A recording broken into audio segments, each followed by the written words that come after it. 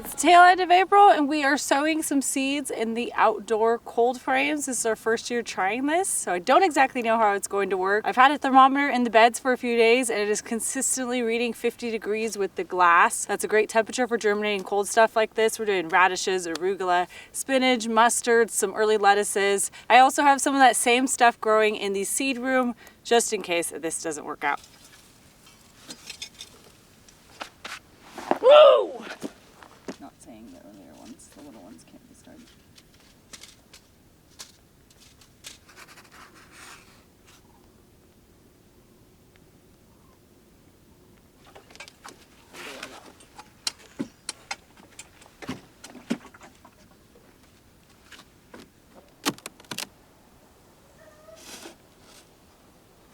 Okay, thank goodness you're on the bottom.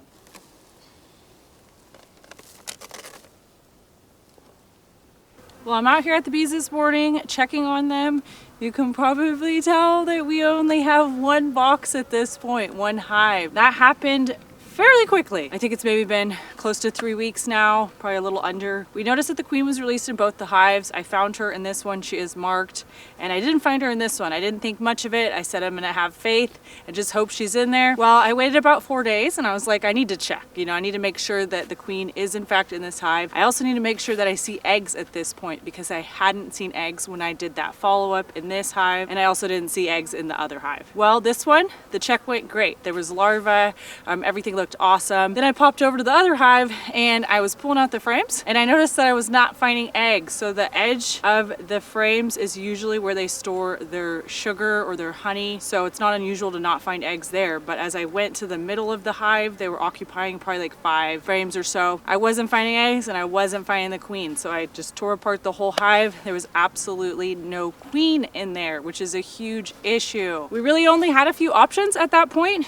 and Eric was actually the one who to come up with the idea that we ended up going with, which was combining our 2 hives together. When a hive doesn't have a queen, you can do a few different things. You can go get a new queen, which was an option for us. I would have had to kind of contact someone and we would have had to drive several hours away to get a queen. We also would have to reintroduce her to the hive, get them used to her scent, and then we could release her and start the process again. Another way that you can acquire a queen is the bees themselves can make one. So they can turn one of the eggs into a queen and she will hatch. She has to go on a mating flight. There has to be male bees available. It has to be good weather. All sorts of things have to happen in order for that to work. They didn't have any eggs in there, and I did have the option of sacrificing some of this hive's brood in order to put in there, but I didn't really want to do that. It didn't really make sense timing wise, and it was going to set this hive that's doing awesome behind. Eric and I have combined a hive before, a weaker one with a larger hive. This was in the fall, and he said, why don't we combine them? And I'm like, that's genius. That's totally makes sense. So we went from 2 hives down to 1 nicer size hive. It's a really simple process. You just put newspaper in between the 2 hives. You keep the stronger one on the bottom, and then you put the hive on top with some newspaper. They kind of slowly chew through it and kind of get used to each other's scents. It's been about 4 days since we did that. This is good weather to check on them today. I think that everything went pretty good. My concern is I have them in 2 boxes, which is a little bit big for them at this point, but it looks like they can't fit in 1 box either. So I'm making the decision to leave the 2 boxes. I'm just going to put the insulation boards back on the side. I had pulled those out before, and I'm also going to put in a feeder that I have. I forgot that I had one for these medium boxes. It fits a bunch of sugar water and it occupies 2 frames. So with that in there and just kind of rearranging them back to the middle, I think that we're going to be okay to leave them in 2 boxes. So right now I'm just shimming these frames to the other side of the box. We're going to check for the queen, check on that larva, and try to get them put back together as quick as I can. Let's see if I can show you guys some of the different stages of brood in there.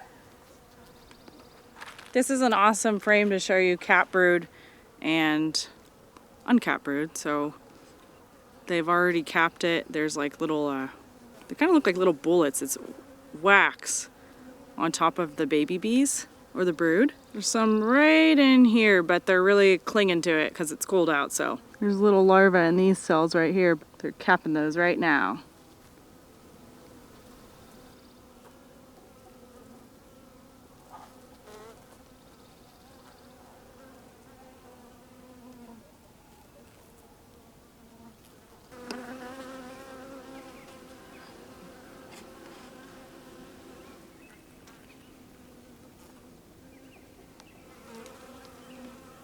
I cleaned off that screened bottom board for them. There were some dead bees, and then there was quite a bit of that chewed up newspaper. So I just want to make their job easier, because usually they'll try to take that out and clean it up. They fit perfectly in these 2 boxes with all that other stuff we added in there. The reason I had taken out the insulation frames on the last check was because this particular hive is a little bit larger than that hive was, and they were doing really well. I noticed they were kind of chewing at the styrofoam in the top box, and they do that when they usually want more room. So it looked to me when I went in there like they needed some more room. I gave them some frames, and that's when we had the whole freak out, right, with this hive. So I didn't find the queen. I'm pretty sure she still has her marker on her because she's painted, but maybe she doesn't.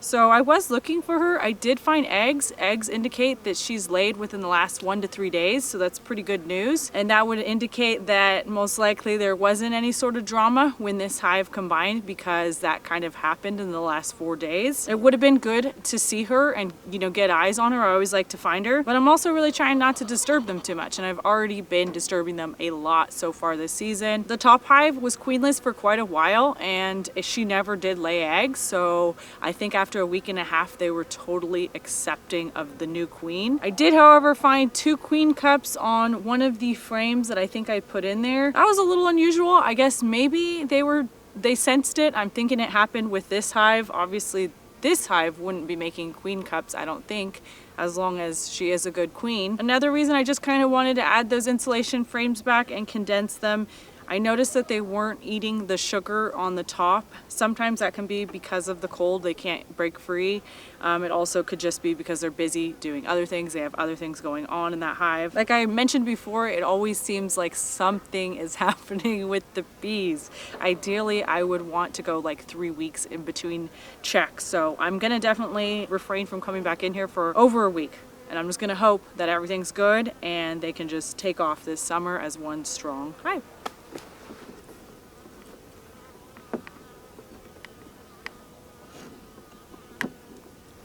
I keep forgetting all these important notes. There was a top entrance on the hive when we combined them. That's kind of a huge thing. You have to have an entrance for both hives. And so they did have this little hole. They had that top entrance to go in and out when they were just getting used to one another.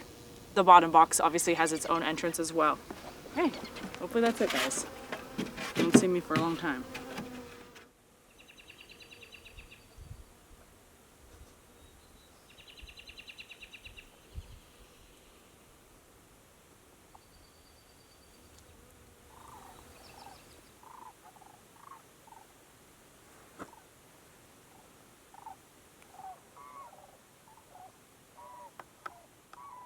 Today's the day we are resuming work on our greenhouse. So we started this last summer and didn't quite get it done before winter came. We have been absolutely slammed around here cutting wood with the bees. I've been out in the seed room doing a bunch of sowing. So we've got sunflowers, squash, peas, corn, all of that planted. We've been bringing plants out, hardening them off. They're coming out for daycare. And we also have some trays that we've been able to leave outside for a few nights now in these cold frames. Eric's done a bunch of preparation. We have an agenda today, so we're gonna get to work. This is how we left her.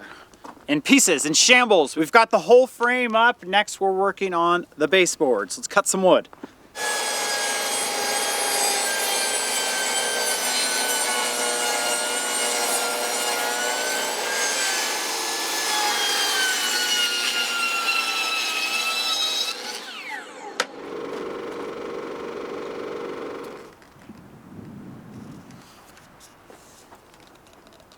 And 30.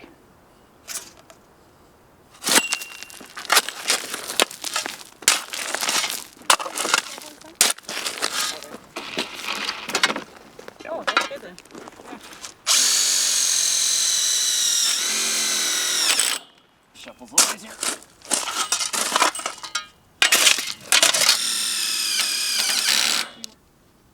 Little higher on yours?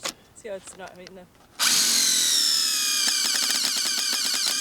These greenhouses come in all shapes and forms, sizes, and accessories that you can add on them. This one in particular is gonna have roll-up sides when we're done for like ventilation when it gets really hot. These are the baseboards we just put on, and per the instructions, they recommend going with the biggest baseboard that your budget can allow you to do. And we went with treated plywood on the bottom. We're at 2 feet right now. We went with this specifically for our snow load, and the lady in Alaska that sells these, she recommends this for having like snow and stuff piling up on the sides of the greenhouse. That way, when you have like sharp icy snow, it's resting against this wood and not against your greenhouse plastic. Took some measurements before we put this up, and we're using this line right here where the hoops meet the ground posts as kind of like our center. So we went down 13 inches the whole way. So we've got a nice straight line where this is. And then from here we went up 30 inches, and that's gonna be where we mount our double wiggle wire rail. That's gonna be where we mount our double channel lock as soon as we finish up with all this. And these, we didn't wanna splice them or have the two pieces meet right here. They want you to put them in between the bows. So like this, we're still kind of deciding what we want to use on the back of this to splice it together. Our options are thin strips of this wood, just put them back here and then screw them in, or we could use some pressure treated 2x6s that we have, just cut 2-foot sections. This is a 24-inch section, so 2 feet, and this is 1/2-inch plywood. We've got one side done. Let's move to the next. Yeah, we'll just come back later and splice them up.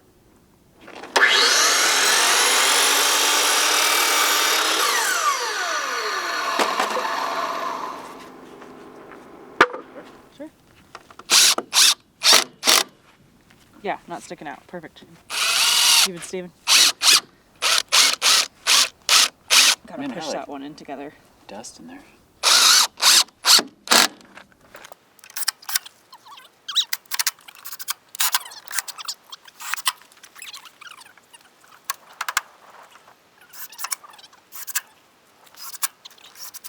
Baseboards are looking good. Moving on to the double wire lock. This is an aluminum wire lock, and it's gonna connect right here where we did our 30 inches up. It's gonna run the whole entire side on this side. Same with that one. And to start it over here, you're gonna use their T-bracket, and they want you to align that second hole right there with your line, just like so. And then they also don't want you to start with a 12-foot piece of this. You need to cut 1 in half. So again, the seams are gonna meet up between the hoops.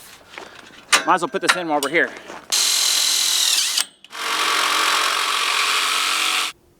Oh, that's really funny. Yeah, I thought this was the laminate blade. So do you have a nut? Yeah. Put it on now.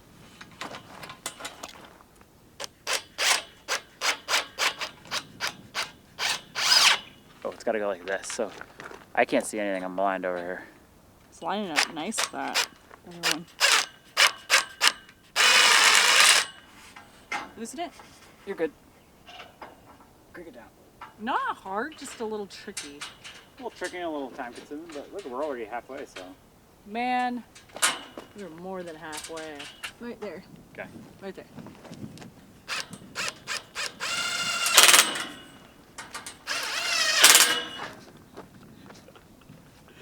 Why are you laughing then? Do you think it's funny? No, you do. You're laughing. Because I am. Come here. Hey, come on. Oh, I've been here. Hold on, I have to laugh. I have to laugh first before I kiss you.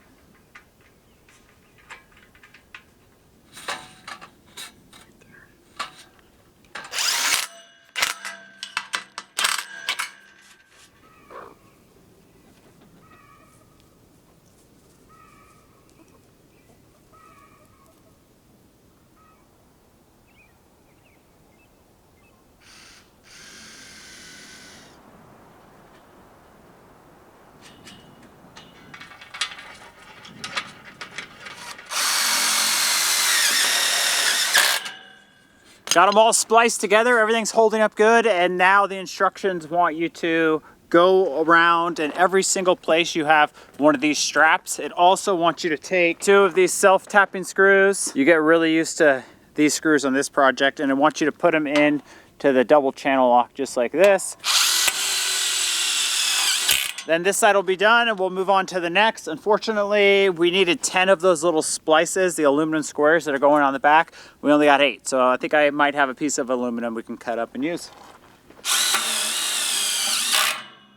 Okay, I'm pretty excited with what we've gotten accomplished today. I think that we are going to move on to some tractor work next. We need to bring in gravel. We have a huge pile that's been sitting over by the sawmill. It was frozen all winter in our way. We want to make sure it's nice and smooth in there for the beds that we're going to be putting in. We also would like to just kind of like put gravel around those baseboards that we just put in, make sure things look nice and we don't have any gaps.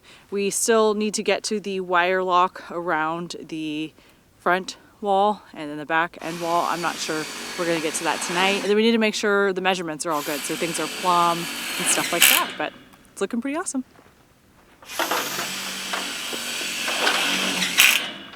I've never built another greenhouse.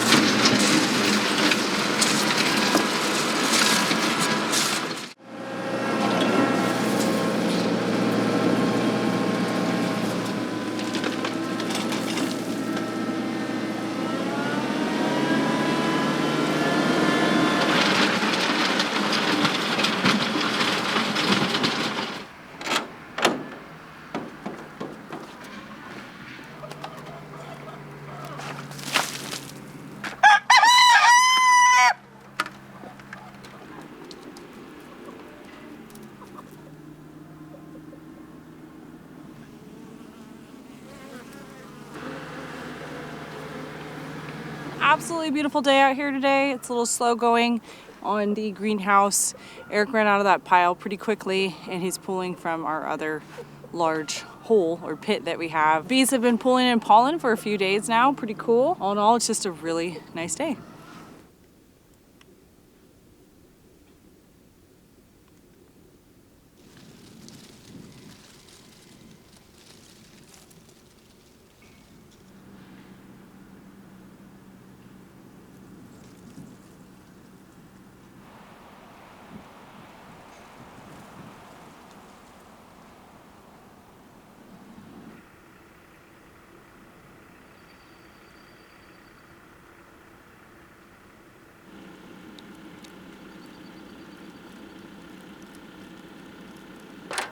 I'm gonna make you come up here next time.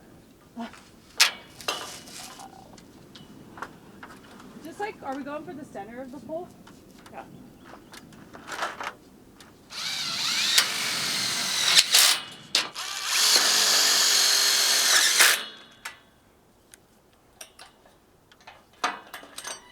Start bending it down about where it's gonna go. Just stand there and make sure that's exactly where it's gonna go. I'm gonna put another screw in. Is that it? Yeah, that's Yeah, it. I'm putting another in real quick.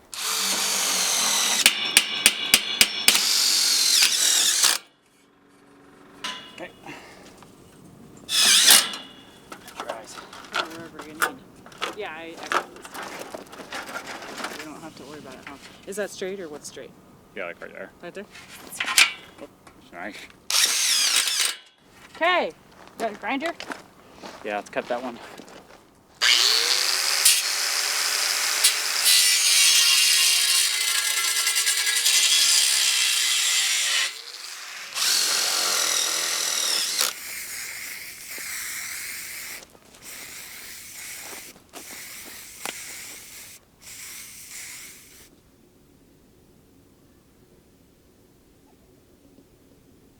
Back out here again on the greenhouse. Right now we're making sure that our hoop or this back wall is going to be plumb, so straight up and down. And right now this little weight I have on here, it's a little too light since it's so windy. We're going to switch out to this heavier one, but the wind did die down and it was sitting just like an inch this way on the line, which is good because I don't have it in the center of that piece of pipe up there. So this one is completely straight. Arrow went ahead and spray painted a line across here, so now we can remove the string, and when we build this back wall, we're gonna know that this line right here is where our wall is gonna line up. We will now move to the front. Make sure it's good over there. But That's a really straight wall, man. That's like good to go too. A circle around the center.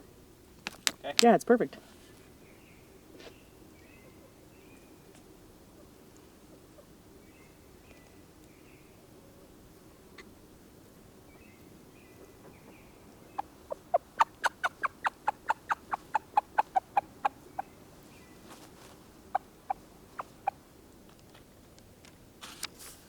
Oh, the shutters are different here. So the roll-up door, the rough end is 8x8. So that's what we got to do. And then we need to know the pre-hung door. That's a sliding door, double hung door. 79 1/4, 35 1/4, 1 1/4 more.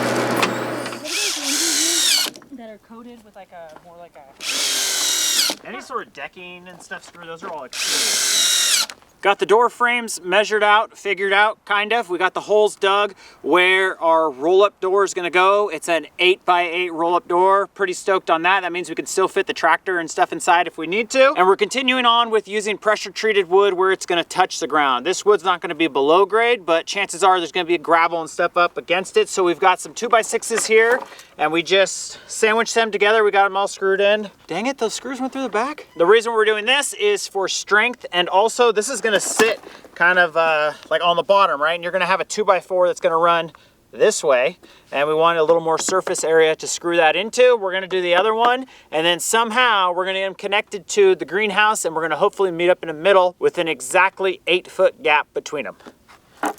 So we'll have to buzz them. grind them. I'll hit them with a grinder when I'm done.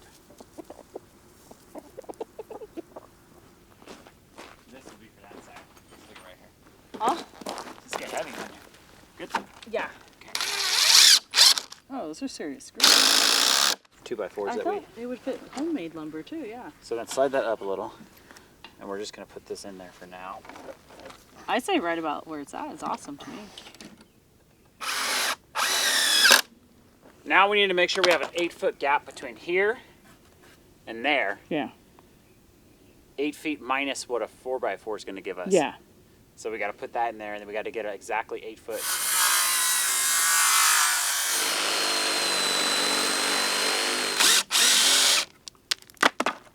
Hey, I saw him yesterday. He was over by the house.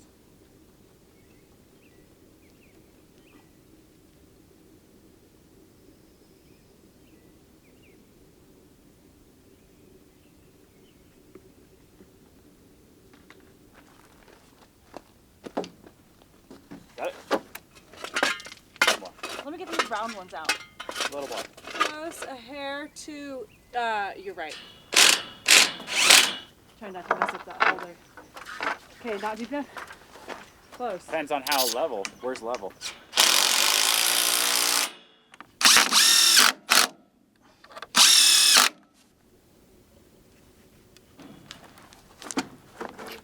Control partner? Yep.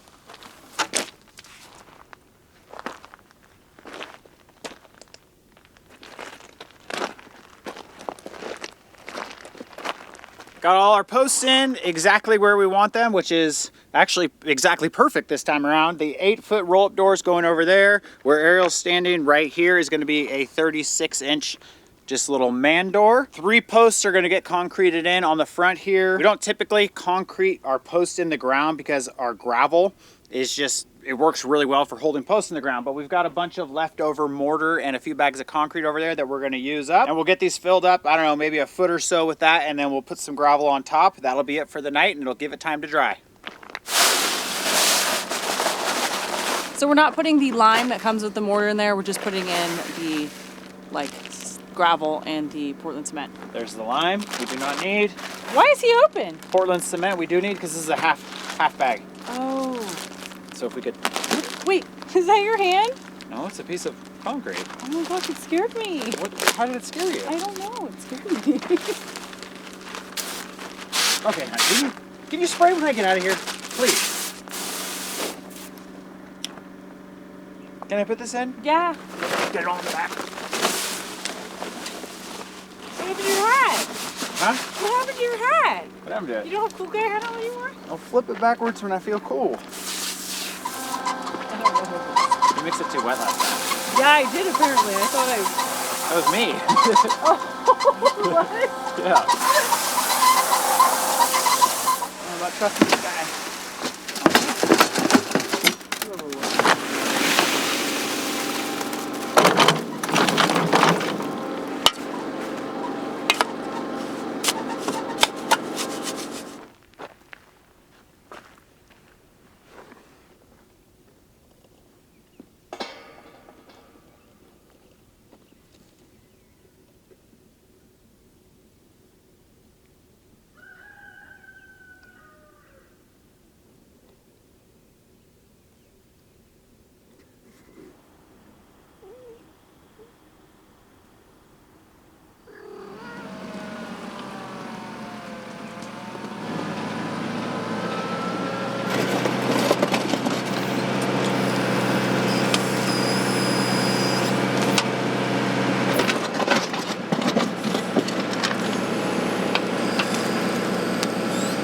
Started construction of the back wall this morning. It is going to be very similar to the front one, except there's going to be one major difference back here, and we will show you that when we get there.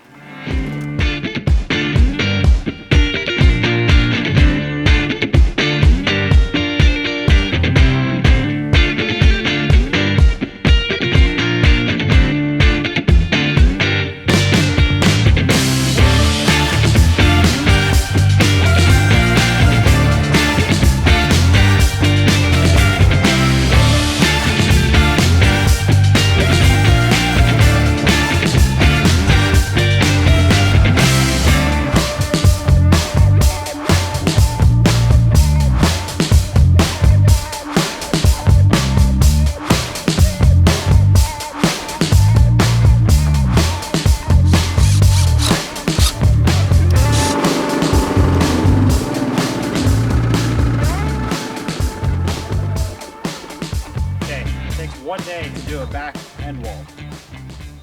You did gravel work today too though, technically, right? We did do gravel work. We did a bee check. We did some plant stuff. Big. It's big.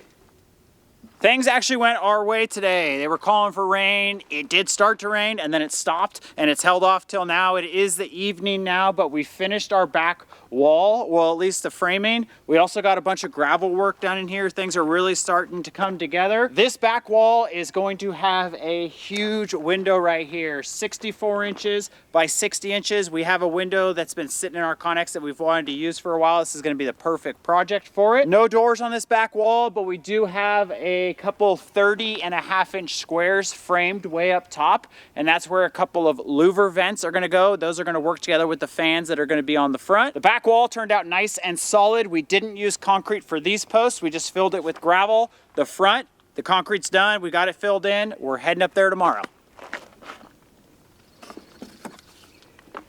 Did you bring it? What? A good attitude? Yeah. I did. This morning we made 2 changes to that back wall, and we realized that we also wanted to kind of think ahead, plan ahead, and put in the little framing or start the framing for the thimble, because we have to run that double barrel pipe stove out. We're not actually planning on putting that in this early season. It just won't be the right time, but we will have it in there by fall. That's all done, and now we can start the framing on the front wall. Hopefully we get it done because it's not looking too pretty today.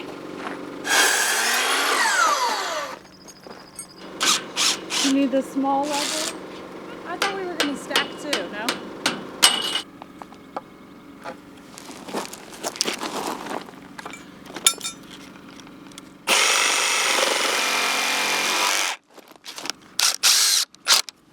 The bolted?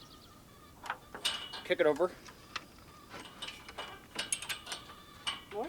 No, it's good.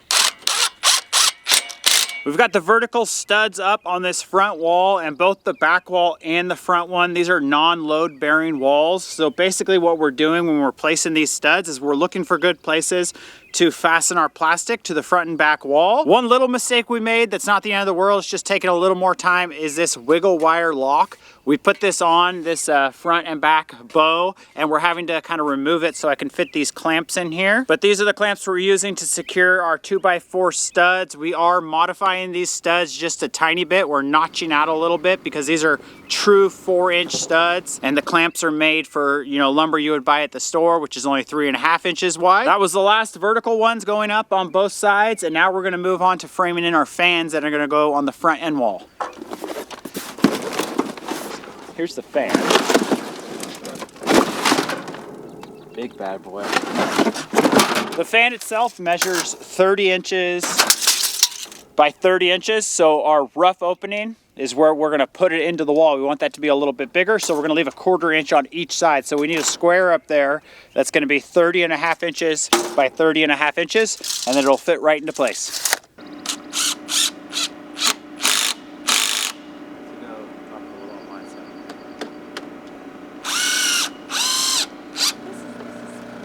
Yeah, it's child's play. Child's play. Child's play.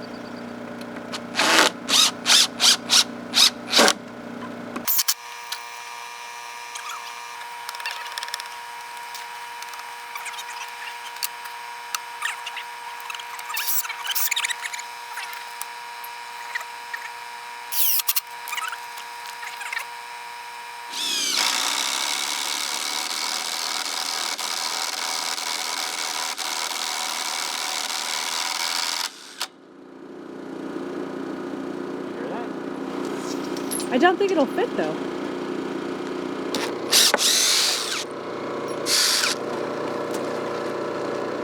Yes.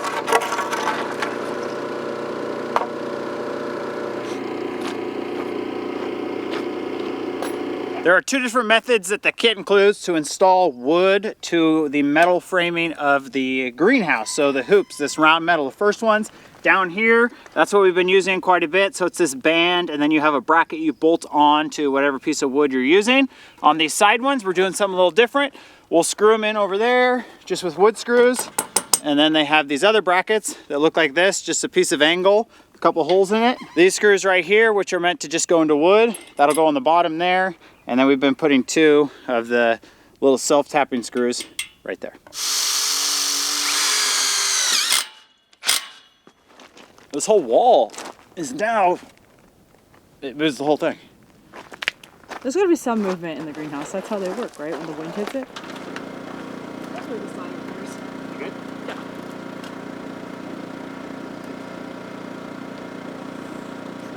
I'm going to call it a space over here. Yeah, it's perfect.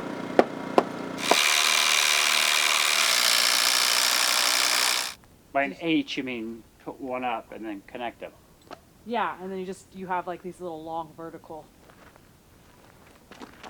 Instead, because originally I was thinking, oh, run one like this and then put 2 up, but that doesn't make any sense. To me, what you're saying to me is what I understand. So you're going to use 3 pieces of wood. Yeah.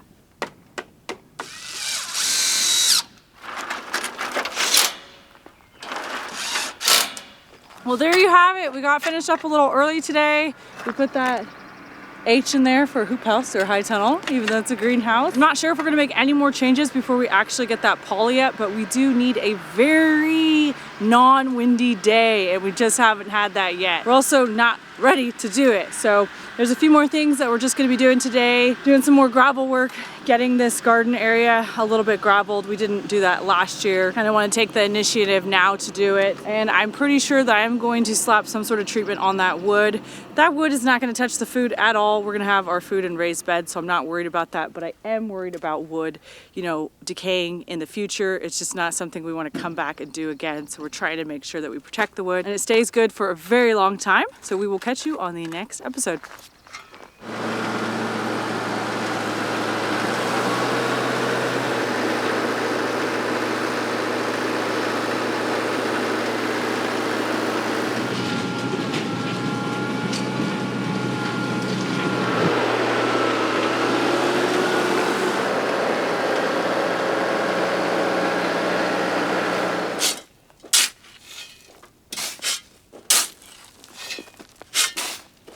Unfortunately, if we knew this, we could have put some scoops back here. Not that we even had the gravel. Oh yeah, but we didn't know. We didn't know we didn't have the gravel. So here, I can tell